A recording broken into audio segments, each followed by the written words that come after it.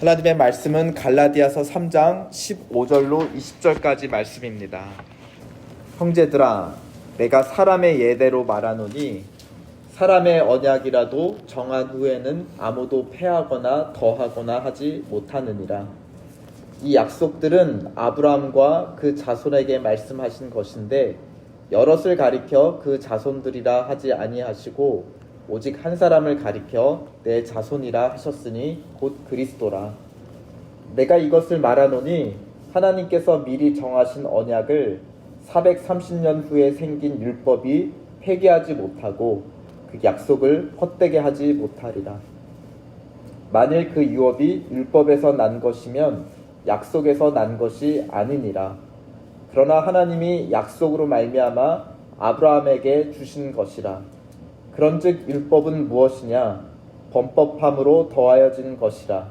천사들을 통하여 한 중보자의 손으로 베푸신 것인데 약속하신 자손이 오시기까지 있을 것이라. 그 중보자는 한편만 위한 자가 아니나 하나님은 한 분이시니라. 아멘.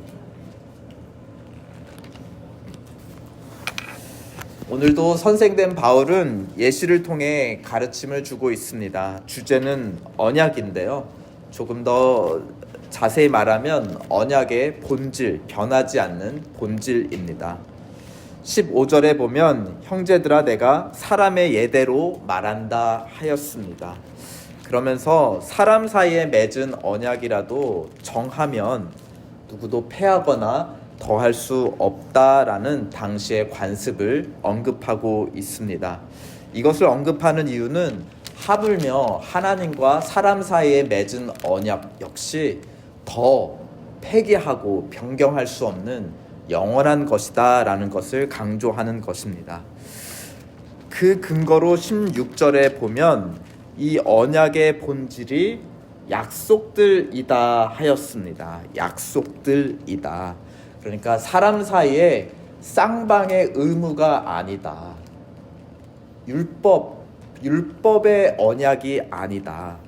무엇이라는 겁니까? 하나님의 약속의 언약이다. 즉 누구의 일방적인 의무라는 것입니까? 하나님의 일방적인 의무이다. 보통 사람 사이의 언약 혹은 계약은 쌍방의 의무가 있지 않습니까? 내가 이걸 지키면 너는 이것을 지켜야 된다. 그런데 하나님이 아브라함과 맺은 언약은 그러한 쌍방의 언약이 아니라 일방의 언약이라는 것입니다. 대표적인 장면이 창세기 15장 언약식 장면인데요. 거기에 9절에 보면 여호와께서 그에게 이르시되 나를 위하여, 나와 너를 위하여가 아니라 나를 위하여 이러이러한 동물을 준비해라. 반으로 쪼개어 나누어 놔라. 이렇게 말씀을 하십니다. 그러면서 그 사이로 어둠 사이에 횃불 하나가 지나가죠. 보통은 계약 당사자 양방이 같이 지나가야 하는 것인데요. 횃불 하나만 지나갔다. 나를 위하여 하나님 한 분만 지나가셨다라는 것입니다. 그렇다라면 또 다른 예를 든다면 그 하나님의 약속의 언약이 영원히 변경될 수 없는 것이라면 만약에 17절처럼 430년 후에 생긴 율법이 그것을 폐할 수 있느냐 없느냐라고 예시를 들고 있습니다. 그러지 못하리라 하는 것이 답입니다. 하나님과 아브라함 언약의 변함없는 본질이 약속의 언약인 것을 18절에 다시금 강조하고 있습니다. 만일 그 유업이 율법에서 난 것이 아니라 약속에서 난 것 아니니라. 그러나 하나님이 약속으로 말미암아 아브라함에게 주신 것이다.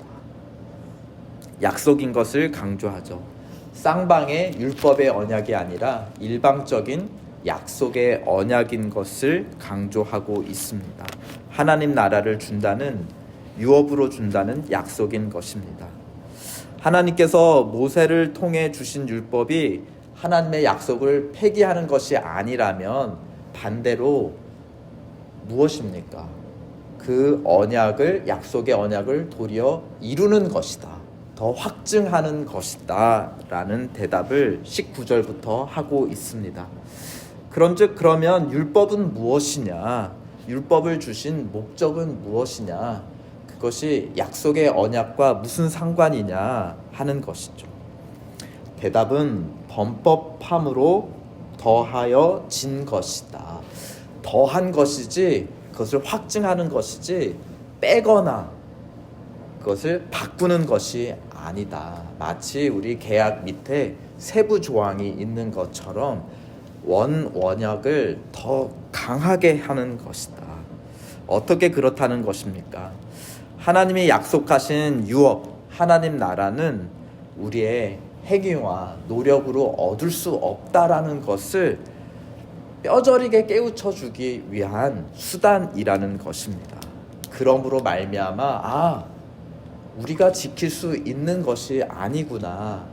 그럼에도 불구하고 우리에게 하나님 나라를 주신 것은 오로지 하나님의 전적인 약속이구나, 전적인 하나님의 은혜이구나 하는 것을 깨닫게 해주는 수단이라는 것입니다. 언제까지인가요? 약속하신 자손이 오시기까지. 16절 그리스도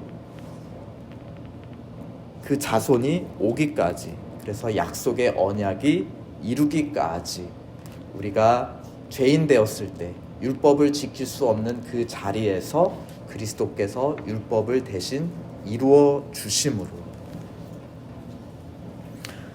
오늘 읽은 마지막 절 20절을 보면 이제 사람과 사람 사이에 맺는 언약, 또 하나님과 맺는 언약을 마지막으로 비교하고 마치고 있습니다. 사람과 사람 사이의 언약에는 중재자가 있지 않냐, 중개자가 있지 않냐. 그 중보자는 한편만 위한 자가 아니다. 양방을 위한 중개인이다. 그런데 하나님과 사람 사이에 맺는 언약은 무엇이라는 겁니까? 중재자가 없다. 하나님 한 분만 그 언약의 당사자이시다라는 것을 강조하고 있습니다.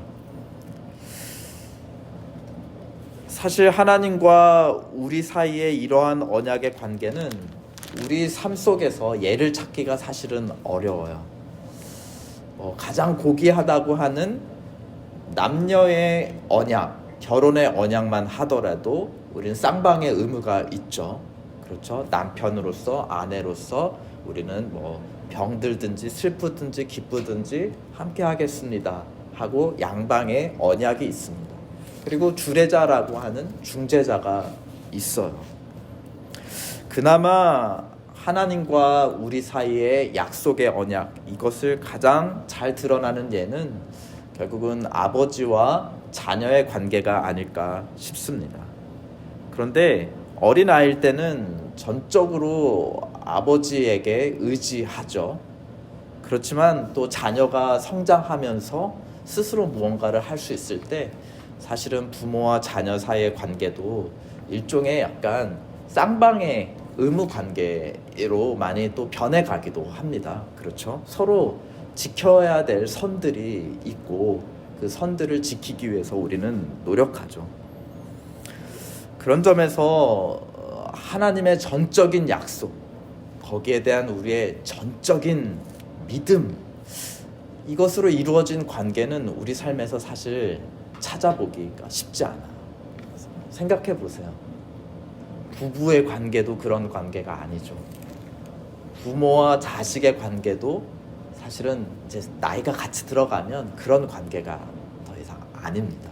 우리 사람 사이에서는 이러한 전적인 약속, 전적인 믿음의 관계 찾을 수가 없어요. 그러니까 그런 관계에 물들어 있는 우리가 하나님을 향해 온전히 믿습니다, 온전히 신뢰합니다 하는 이 관계, 사실은 쉬운 관계일까요? 쉬운 관계가 아닙니다.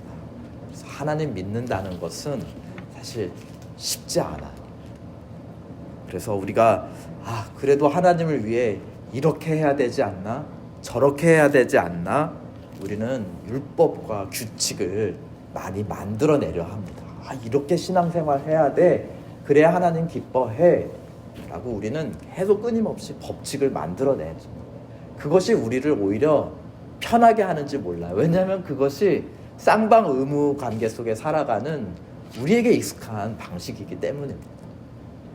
혹은 하나님이시라면 우리한테 이러셔야 하는 거 아니야? 저러셔야 하는 것 아니야?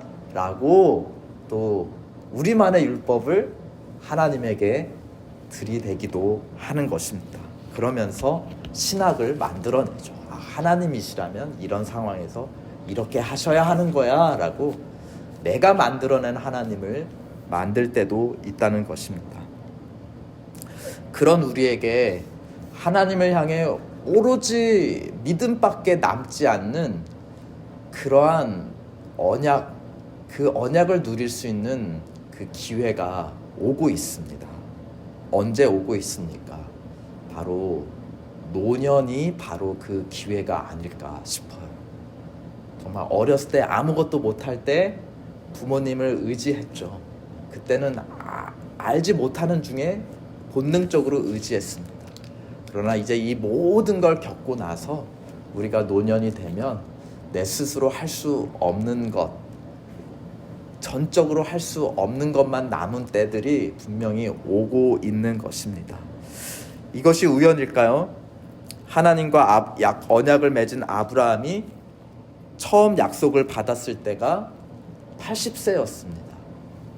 또 그 약속의 첫 열매로 자손 이삭을 받았을 때가 나이가 100세였어요. 다 스스로 아이를 낳을 수 없는 노년의 때에 약속을 받고 믿고 그 믿음으로 의롭다함을 여김을 받았습니다. 그런 아브라함이 그 이삭을 모리아 산에서 하나님께 바칠 수 있었던 것도 정확하게 알 수는 없지만 이삭의 나이가 15살에서 20살 이 정도의 청년이라 하였을 때 아브라함의 나이 115세 또 120세 혹은 그보다 더 나이 들었을 것입니다. 이 모든 예들이 다 아브라함이 노년의 때였어요. 그렇죠. 하나님이 오직 약속의 언약을 주셨고 아브라함이 그것을 믿었을 때가 아브라함이 노년의 때였다는 것은 정말 우리가 그냥 가볍게 지나갈 수 없는 뭔가 우리에게 주는 가르침이 있는 것 같습니다. 어쩌면 우리의 노년은 하나님의 약속을 그저 믿고 바랄 수밖에 없는 정말 믿음으로 의롭다함을 받을 수 있는 정말 진정한 황금의 시간대가 아닐까 싶습니다. 그리고 우리는 그것을 향해 오늘도 걸어가는 줄 믿습니다. 아멘. 그것이 우리 기도하겠습니다. 그것이 우리의 삶을 어렵게 하죠. 사실은 불확실하게 하고 또 우울하게 하고 힘들게 합니다. 그런데 하나님이 그 영원히 변치 않는 첫 언약을 주셨던 상대자 아브라함의 나이가 다 그때 노년이었다. 우리는 그때를 향해 가고 있다. 쌍방의 의무에 물들어 있는 우리에게 순수하게 하나님만을 바라볼 수밖에 없는 그 황금의 시간이 오고 있다.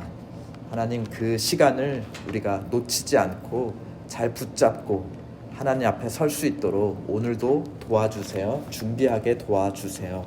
우리 함께 기도하겠습니다.